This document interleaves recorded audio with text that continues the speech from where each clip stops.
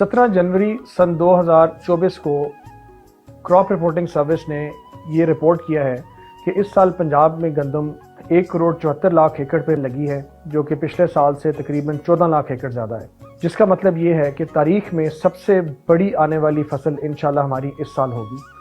क़याम पाकिस्तान के बाद अब तक इससे पहले जो रिकॉर्ड था वो 1,72,00,000 एकड़ था, लेकिन इस दफ़ा हम मज़ीद 2 लाख एकड़ ज़्यादा आगे चले गए।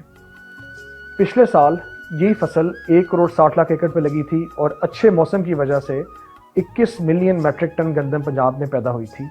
इस साल माहिरीन का ये ख्याल है कि अगर मौसम ठीक रहा तो 24 मिलियन मेट्रिक टन गंदम मजमूई पैदावार हासिल कर सकेगी।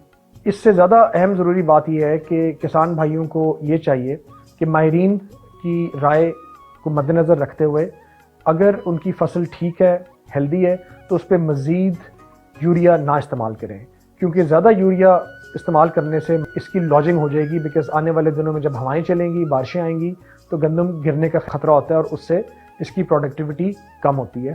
अपने फसल में किसी किस्म की पेस्टिसाइड, फंजीसाइड या वीडीसाइड या यूरिया डालें तो महकमा ज़राअत की जो एडवाइजरी सोशल मीडिया के थ्रू आप तक पहुंचती हैं उसका ज़रूर ख्याल रखें।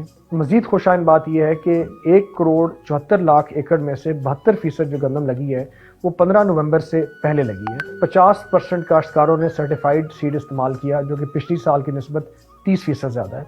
और अगर मौसम ने हमारा साथ दिया तो मुझे उम्मीद है कि पंजाब में इस दफ़ा रिकॉर्ड गंदम पैदावार होगी और हम जो हुकूमत की पॉलिसी है कि गंदम इंपोर्ट नहीं एक्सपोर्ट करनी है, उसको इंशाल्लाह अमली जमा पहनाएंगे।